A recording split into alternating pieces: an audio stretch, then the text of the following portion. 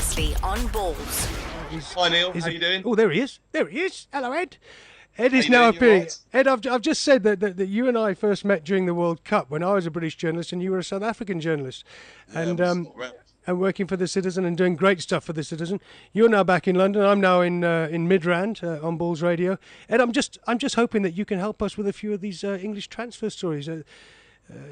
Take us through anything that's picked that caught your eye this I'll morning. do my best, no problem. What would you start with, Ed? I'm looking at the Cesc Fabregas. Arsenal will use their first option to buy Fabregas back, but only if he decides to leave Barcelona. So it's a bit wibbly. £23 million buyout clause.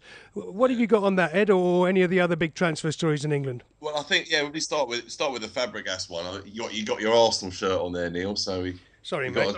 Sorry, mate. There it is. We've got to go in. We've got to go in with the Arsenal, haven't we? Absolutely. But I mean, it's been another frustrating summer, isn't it, for Arsenal fans? I think you've been waiting for the big announcement for Higuain for ages, and but nothing's really happened, has it? And I suppose this is just another string to that. But I don't know. I mean, it'd be great to see Fabregas come back to England and to Arsenal in particular. But it would be heaven. It would be heaven to get him back. We've been waiting for Gonzalo Higuain. We've talked about Fellaini. We've talked about Suarez. There's talk of the Suarez bid being upped from this reputed 30 million, but no one's really talking up to 35 million.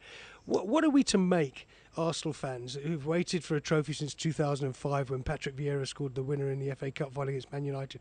We have waited 8 years for a trophy. Wenger promised this season he would do the big buys. What's your take, Ed? Tell me something's going to happen. Well, I think there's two scenarios, aren't there, for Arsenal fans? And there's the dream scenario and the nightmare scenario. And they all know what the nightmare scenario is, which is, you end up just signing up Yaya Sanego, who looks a good prospect. He does. But he's a 19-year-old lad who could go anywhere, or somebody else of that ilk. Yeah. Or it actually happens for once, and you do actually spend some big money on some big players like Fellaini and Higuain, and perhaps even Cesc coming back.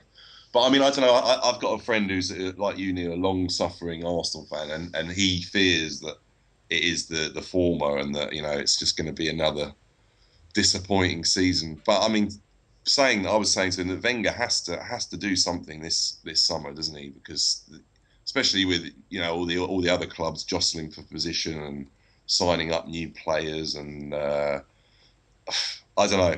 I'd like to think that he's going to spend some of that money, but you won't believe it until you see it. That statement on the website saying X or Y is signed.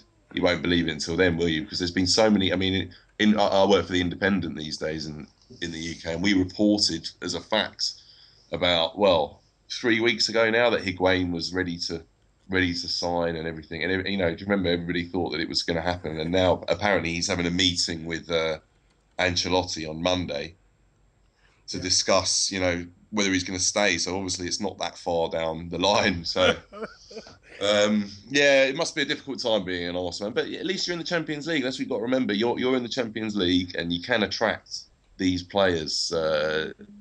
So we'll see. But I do fear for you, Neil, that if you don't, then it's not. You can't pull it off again. That's what I think. I think we were enormously lucky to finish ahead of Spurs last season. Spurs were the better team most of the season. Chelsea obviously clearly better, and then the two Manchester clubs kind of far and away above anything London could produce last season. Any other big movements that you're looking at, Ed? You're right. You're based at the Independent. As I understand it, you're a Crystal Palace fan. Is that right? I certainly am. Yeah, and you've got. Well, it's been amazing for Palace just to be talked in the same the same league as all these teams, because it's been a while for us. But we've had an exciting summer already. We bought a young lad called Dwight Gale for quite a bit of money, club record transfer from Peterborough. And the amazing thing about him was that this time last year he'd not even played in the league at all. He'd been playing in the non-league and had an amazing season.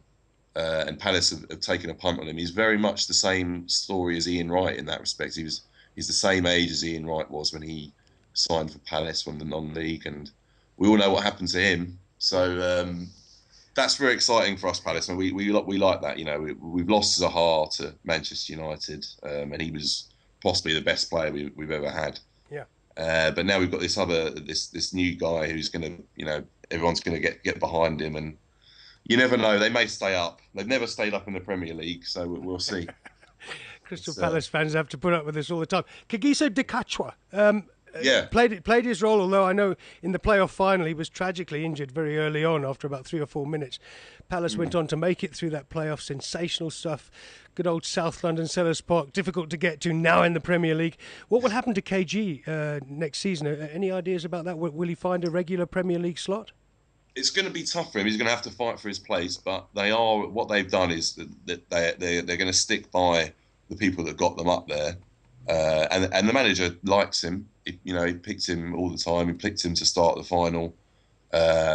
His form dipped as it often does, but I think they are trying to find someone to play in his position. To be honest, I think that they probably need someone as well. Like he's not going to be up to playing every game. I don't think they're going to need to rotate it around a little bit. So he's going to have a tough job to play regularly. But I know, I mean, he's fully justified when he left the Premier League, and he hardly played at all for Fulham when he was there, and he took the risk to go down a division. Had a season against relegation, fighting against relegation. Yeah. But he's the start of last season. He was absolutely excellent, and towards the end as well, he got some form back. But in the middle with the AFCON and everything, he dipped, and he wasn't. He had injuries. He always has his injury problems, doesn't he? Yeah. But I mean, it was a real shame for him in the final because he was, like I said, he was back into form, and he has a good partnership with the captain there, who's the Australian Jedinak. Yes. And they're quite a formidable partnership. Both big guys, and were effective in the Championship. But it's going to be tough stepping up to the Premier League. It's a completely different kettle of fish, really, isn't it? So absolutely, Ed. I just hope that we see a little bit of KG in the Premier League at least. So we've got two there with Stephen Pienaar as well, who I still believe may rescind his retirement if South Africa gets to the World Cup finals in Brazil next year. We'll see what happens there. Go on. Yeah, I was just going to say, in terms of transfer, I've been following quite a lot of the Belgian players because Belgium's flavour of the month in the Premier League at the moment. Yeah, they're all and I'm the in top touch with stuff. quite a few of their agents and stuff. So that's been my sort of line of inquiry this summer. So Benteke, he's very interesting, isn't he? I think perhaps an Arsenal prospect if Higuain doesn't go through. I think they're very interested in him. I know that Dortmund were very interested in him as well. And I think there's a lot of clubs in England that are chasing him. So where he ends up is going to be perhaps one of the. It's kind of all falling into place, isn't it? It's starting to fall into place, like the merry-go-round. Once one person goes somewhere, then it's all going to start happening. The big move, And I think he's a key player this summer as well. What worries me, Ed, what worries me about Christian Benteke is he came out about 3 months ago and said he was an Arsenal fan and loved Arsene Wenger. Then there was the talk of this week Mourinho making a bid for him, and he said, I'd rather go to Spurs. He's also got a reputation for kind of going on strike to get the move that he wants. I see Paul Lambert today warning him at Aston Villa, look, don't go on strike, don't play any silly games in pre-season to try and get away from this club. Do it the proper way. The Villa are back at Bodymore Heath in pre-season at Villa, and here's Benteke saying, I want to leave, I want to go, and all that. But Benteke won, and Ed, so you can help me with this. Benteke, one of how many top-class Belgians playing in Europe at the moment? How can we expect I know Belgium are also top of their World Cup qualifying group. This is a way of putting it. I actually sometimes play with Belgium on FIFA, and it's ridiculous trying to pick the team that they've got. I mean, on the bench, you have to have someone like Fellaini or just I mean, especially with De Bruyne coming back, Kevin De Bruyne, he's a very exciting player that Chelsea have got next season. And amazing. I mean, who knows whether Mourinho is going to use him, but in Germany, he's rated as one of the best players in the league last season, playing for Werder Bremen, who were pretty poor, and his agent tells me that he kept them up single-handedly. But I mean, Dortmund were very keen to buy him. Chelsea said no. So he's one on the fringe, and another guy that I'm in touch with, his agent, Nasser Chadli, who's at Twente, and he's going to be coming somewhere or other. Swansea and Shakhtar Donetsk have got bids in at the moment, but there's a whole host of English clubs that are lining up, especially Tottenham, I think. But I mean, he's actually keeping Fellaini and Hazard out of the team in the I pre-season love in that. the tour they just went on. He was and against Serbia, Chadley started, Yeah. and he can play in central midfield and the wing. So I mean, they've got all these players. It's ridiculous. I mean, also your man Vermaelen Yeah. is out of the squad Yeah. these days. I mean, I know he's had injuries and everything, but Yeah. he was out of the squad before because they don't need a player who's not performing. They've got so many options. I've actually got a friend who put a little bet on them a few years ago to win the World Cup. It was Yeah. 100 to 1, Yeah. and now their odds are something like 15 to 1, I 15, think. 16 to 1. I noticed that. Yeah, Because Vermaelen, when he first cracked it at Arsenal, had that great start where he actually scored goals from centre back and everyone loved him and he was being compared yeah. to some of the great centre backs. He's not physically very tall, but he's a good, strong player. Now, suddenly, Vermaelen is just one of about 18 to 23 top class Belgian players, top of their World Cup qualifying group. And I mentioned them when we were talking, during the previous tournament, the Confeds Cup, as possibles for semi-finals in Brazil next year. And it's quite a phenomenal thing what Belgium have done, and it's all about development, isn't it? Absolutely. And the good thing for South African fans is that we've got quite a few players there who are learning their trade, especially Patosi. I mean, he's really exciting. If you ask a Belgian fan, I know he's had this injury, but fans in the Belgian league were talking about him as one of the best young prospects, and That's that it. league is producing. Well, not it's not they're not all playing there because a lot of them go to Holland as well, don't they? Yes, But yes, they do. still, that league is been great for African players as well, hasn't it? It's Mate, a good place to bring them across to Europe and learn the trade, and then they get moved on. Belgium is one of the places where South Africans can go without the necessary. In England, you have to play 80% of South Africa's competitive games. That's why I'm worried about this Killer and Pele for Hull story that everyone's talking about, which I don't think is a goer. We've also got this Klu Segalela talk of him going to QPR. But if you don't play 80% of South Africa's competitive football games in AFCON and in the World Cup, you don't get a work permit in England. But in Belgium, if you look at the young goalkeeper we've got out there, if we look at several of the youngsters that are plying their trade in Belgium, South African youngsters can go there, learn their trade, and actually progress really nicely through the European leagues by going to Belgium or Sweden. Those are the two countries, aren't they? Well, I mean, Belgium, I think, is probably the best one these days. Even better than Holland, because Holland they have this problem where they have to pay foreigners a certain wage, so That's right. they don't bring in speculative ones. They have to be a decent player already. In their own right, they can't really develop them. But yeah, it's good for South Africa to have that link with the Belgium league because it's definitely Chelsea's favourite league, isn't it? They For can't stop Belgians. buying players from there. But I just find it so funny because Belgium always been described, apart from Hercule Poirot, the mythical Yeah, detective. Belgium's always been a very boring country in many ways and never really achieved sporting excellence. A couple of cyclists, I think they had, but to see them up well, there with Eddie all these Merckx, yeah, stars, that's Eddie probably Merckx, yeah. their But to see them up greatest. there with all these stars, I think it must be really exciting at the moment to be a Belgian football fan and suddenly think, blimey, we've finally got a squad that can compete at the top level.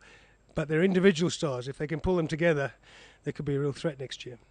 Definitely, and I think in the Premier League already, over the last few seasons, they've made their mark. I mean, Eden Hazard last season Mm, was outstanding, wasn't he? And yes. Vertonghen had a great first season. Dembele, Mm. Benteke, Lukaku, just it's Just ridiculous, isn't listen to it? those names. Listen to it. What's the population? Something like 7 million, I think. It's a tiny country of 7 million, about the same size as Lesotho, and yet here they are producing, like I say, 15 to 20 world class players. Quite incredible. Ed, who's your money on them for the title next year? All the top three under new management: David Moyes, Jose Mourinho, Pellegrini at City. They're landing now in Durban. Mm. Who's your money on? Those top three all under new management, and then Spurs and Arsenal bubbling under. Is there any club you might think would break into that top five this year? No, I don't think so. No, not into the top five. I mean, Liverpool perhaps, but they're looking like they're making progress, aren't they? But in terms of the title, I think it's probably the hardest to call ever, isn't it? Because, like you said, they've all changed managers. But I think I'd have to go for Chelsea, to be honest, just because of the sheer number of players they've got there and the quality they've got. But it's all about whether Mourinho can stamp his mark, isn't it? And if he's going to bring any more players in, and he's got a lot of sorting out to do, because we mentioned De Bruyne earlier. He's got to decide whether he's going to play a part and what to do with all these players if they're not going to be in that squad. That 25-man squad that Chelsea choose is going to tell quite a lot, I think. Yeah, he's punting the youngsters. He's punting the youngsters. I think City will be interesting, and I think he'll hit the ground running. And Moyes is up against this, and he's got a tough start.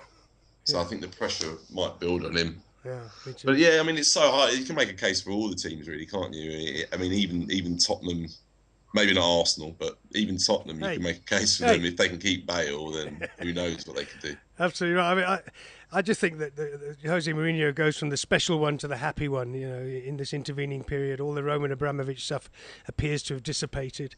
He's still got those old John Terry, Frankie Lampard kind of people in the background. Peter Cech seems to be staying now. I thought he might go for a while. My money's going to be on Chelsea, I think. And of course, we've got Man City at Loftus Versfeld, the ground that you've watched games and covered games for the Citizen in Johannesburg. Oh, a great stadium. I love it. Yeah, brilliant. Unfortunately, it was the site for Bafana losing to Uruguay, wasn't it, in the World Cup? So not a good memory there. But tragically, yeah. But you saw SuperSport United, I think, when you were here, they were on their run of 3 titles, weren't they? They were, yeah, they were. They were the dominant force when I was there. You'll be expecting SuperSport United to give Man City a 3 or 4-0 drubbing on Sunday at Loftus Versfeld then. Absolutely. I just spoke to Gavin Johnson, who's moved from Platinum Stars to SuperSport. Gavin Hunt's gone to Wits. I don't know if you keep up with all this now that you're back in England, but Gavin, I'll try to. Yeah, Gavin's just been on air and just saying how exciting it is. What a great way to start your career in South Africa, with a friendly against Manchester City, the highest paid club in Britain and one of the highest in Europe. Yeah, well, let's hope they can show, give a good advert for the PSL and show City that there are some good players out there, because I mean. There are some top players. I know, like Mizuna's gone back there, hasn't he? And he struggled in Germany, but I don't think that's necessarily a reflection on the league. There are some, there's some quality in the PSL, and I'm sure that they'll give him a good match. Yeah, Knowledge Massona's the talk of the Premier League at the moment. The fact he's coming back on loan for 1 year from Hoffenheim. But you look at SuperSport. There's Samij Duty. I really like him, and there's some foreign clubs interested in him. You've got Bevan Fransman, one of the quickest defenders I've seen. You've got the lad Ronwen Williams in goal, who's a top young goalkeeper. I know British clubs have been looking at him. And then you've got Moore Diouf, who you might have seen a video of him last season for SuperSport in the Chwani derby.